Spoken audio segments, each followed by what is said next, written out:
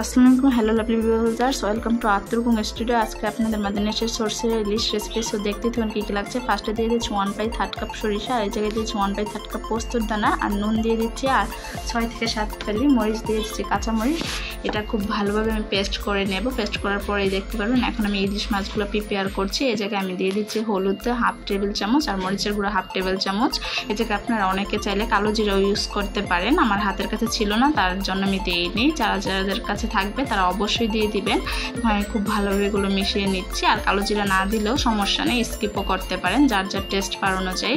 আর রেসিপিটা ভালো লাগলে অবশ্যই লাইক কমেন্ট শেয়ার করবেন। আর যারা নাকি ইউটিউব থেকে দেখছেন তারা চ্যানেলটা সাবস্ক্রাইব আর শেয়ার করে যাবেন। আর যারা ফেসবুক পেজ থেকে দেখছেন তারা অবশ্যই ফলো করে যাবেন, আর অবশ্যই একটা শেয়ার করে যাবেন। আর রেসিপিটা যদি ভালো লাগে আপনাদের কাছে অবশ্যই কমেন্টে জানাবেন। ফ্রেন্ডস ফ্যামিলি সবার সাথে শেয়ার করবেন, আর মাস্ট বি বাসায় ট্রাই করবেন। আমি আশা করছি ইনশাল্লাহ আপনাদের ভালো লাগবে, যেহেতু আমার ফ্যামিলির সবারই ভালো লাগছে। আর একটা জিনিস ভালো না হলে আপনাদের কাছে নিয়ে আসা সম্ভব না, কারণ আপনারাও আমার একটা এখন পার্ট ফ্যামিলির।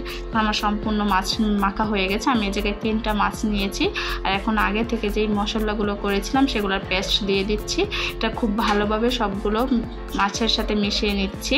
আর সরিষা ইলিশ রেসিপি কিন্তু এই জায়গায় কোনো ধরনের সরিষাটা তিতা লাগবে না, যেহেতু আমি ফার্স্টেই লবণটা দিয়ে দিয়েছি। কারণ লবণ দেওয়ার যদি পেস্ট করেন তাহলে এই জায়গায় তিতার পরিমাণ কমে যায়। আর মরিচটা দেওয়ার কারণে ঝাল আর তিতা কম্বিনেশন, ঝাল আর নুনের কম্বিনেশন তিতার একদমই কমে থাকেই না বলতে গেলে। অনেকে বলে সরিষা ইলিশ তিতা ভাব না।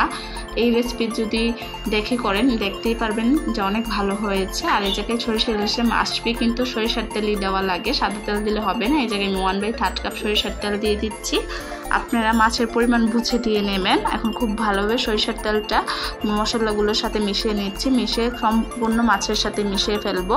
তারপর এটা কিছুক্ষণের জন্য রেস্টে দিয়ে দেবো, মিনিমাম 20 থেকে 30 মিনিটের জন্য। আপনাদের হাতে টাইম থাকলে টাইম দিয়ে করে নেবেন।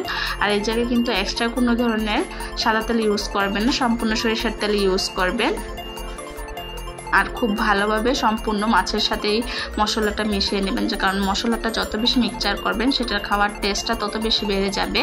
আর এই সরিষা ইলিশ এমন একটা রেসিপি যেটা কিনা এই বৈশাখ মাস যেহেতু মাস্ট বি সবার ঘরে কম বেশি ইলিশ থাকে, তার জন্যই বলছি এই ইলিশ দিয়ে এই রেসিপিটা ট্রাই করে জানাবেন যে কেমন হয়েছে।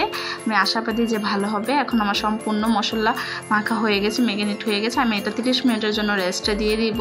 তারপরে আমি একটা প্যান নিয়ে নিচ্ছি। এখন প্যানে যেই সরিষা তেল ম্যারিনেট করার পর যে এক্সট্রা তেলটা রয়েছে বের হয়েছে আমি সেটা আগে দিয়ে দিচ্ছি। দিয়ে খুব ভালোভাবে একের পর এক দিয়ে দিচ্ছি ইলিশগুলো। আর অবশ্যই এই জায়গায় চুলার আঁচটা নিভিয়ে নেবেন, কারণ চুলার আঁচ রেখে গেলে এই জায়গায় পুড়ে যাবে, তার জন্য চুলা আঁচ নিভিয়ে তারপরে এই কাজটা করে নেবেন। একের পর এক আমি সরিষা দিয়ে তারপরে যেই মিক্সচারটা আছে সেগুলো আমি দিয়ে দিচ্ছি। এই জায়গায় কোনো ধরনের এক্সট্রা এই জায়গায় রান্নার সময় তেল ইউজ করা যাবে না, কারণ এই তেলেই সম্পূর্ণ রান্না হয়ে যাবে।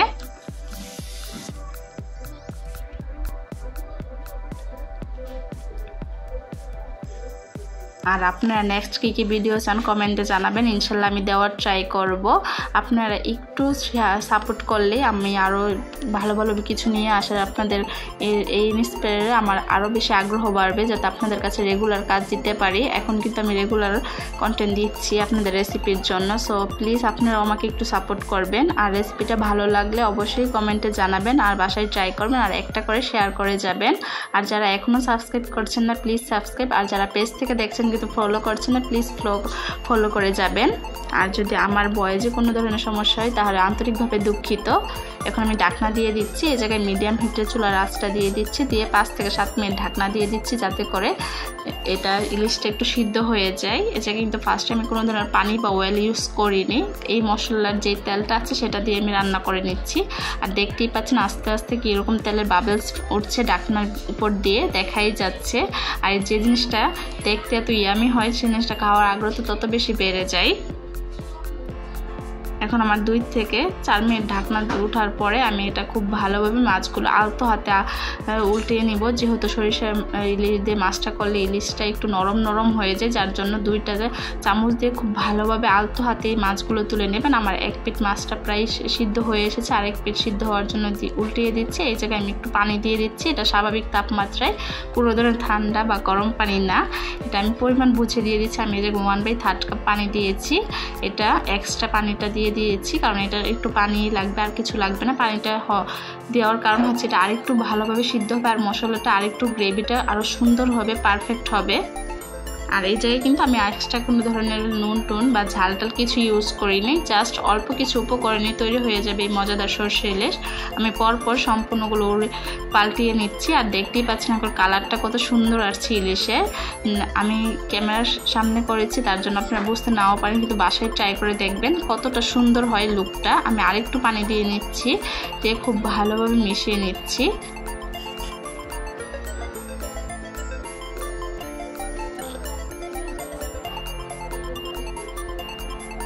এখন আমি আবার ঢাকনা দিয়ে 5 থেকে 4 মিনিটের জন্য ঢাকনা ডেকে দিচ্ছি।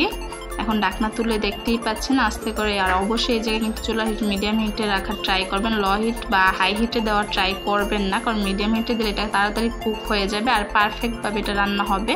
কারণ সব ধরনের সিদ্ধ বা গ্রেভিনেসেরটাও দেখতে পারবেন কত ইয়ামি হচ্ছে, আর গ্রেভিটাও খুব ভালোভাবে এটা কুক হবে।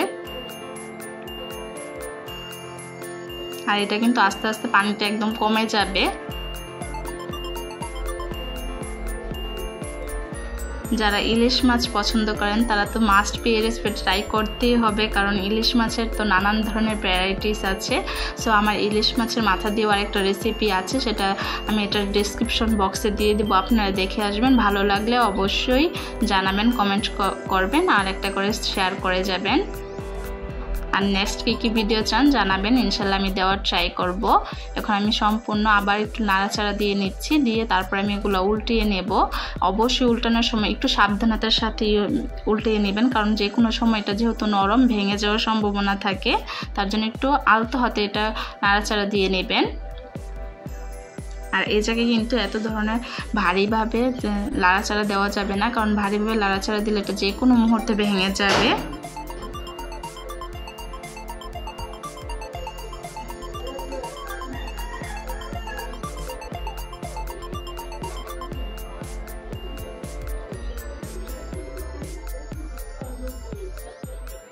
আর যারা আমার ফেসবুক পেজ থেকে দেখছেন তারা অবশ্যই, এটা ফেসবুক পেজ আমার ফার্স্ট ভিডিও, তার জন্য আপনারা ইউটিউবে যে আত্তু কুক স্টুডিও সার্চ দিলেই দেখতে পারবেন, বা আমার ফেসবুক পেজে লিঙ্ক দেওয়া আছে, সেখানে যেয়ে দেখতে পারবেন যে ইউটিউবে আরও নানান ধরনের ভিডিও আছে, সেগুলো দেখে আসবেন। আমি ইনশাল্লাহ ফেসবুক পেজেও কন্টেন্ট রেগুলার দেওয়ার ট্রাই করব, আপনাদের কাছে নিয়ে আসব। আর এখন যেহেতু আমার নাই ফার্স্ট ভিডিও যেহেতু, তাহলে অবশ্যই ইউটিউবে যেয়ে দেখে আসবেন ভিডিওগুলো। লিঙ্কটা আমার ফেসবুক পেজেই দেওয়া থাকবে। এখন আমি একটু নাড়াচাড়া দিয়ে নিচ্ছি। আমি ফার্স্টেই বলে নিচ্ছি এটার পানিটা কিন্তু সম্পূর্ণ কমে যাবে, আর থিকনেসটা দেখতেই পাচ্ছেন কীরকম হয়েছে। আর সরিষার তেল দিয়ে যেহেতু করেছি তাহলে বাবলস তো উঠবেই। এখন আমি রান্নাটা প্রায় আমার হয়ে এসেছে, আমি নামিয়ে ফেলছি। এখন দেখতেই পাচ্ছেন পরিবেশন করার পর কত ইয়ামি হয়েছে। সো খেতেও এটা টেস্ট হয়েছে, দেখতে যত ইয়ামি হয়েছে খেতেও এটা টেস্টটা তত বেশি ইয়ামি হয়েছে। এর জন্য বাসায় ট্রাই করতে হবে। সবাই এই রেসিপিটা ট্রাই করে জানাবেন কেমন হয়েছে। নেক্সট কী ভিডিও চান জানাবেন, ইনশাল্লাহ নেক্সট আরও কিছু ভালো ভিডিও নিয়ে আপনাদের মাঝে আমি চলে আসব। সবাই সবার ফ্যামিলির জন্য দোয়া করবেন, আমার ফ্যামিলির জন্য দোয়া করবেন, আর অবশ্যই একটু সাপোর্ট করবেন যাতে করে আপনাদের মাঝে নতুন নতুন কন্টেন্ট নিয়ে আসতে পারি রেসিপির। আর যদি রেসিপিটা ভালো লাগে তাহলে আজকে এতটুকুই বিদায় নিচ্ছি। সবাই ভালো থাকবেন, আল্লাহ হাফেজ।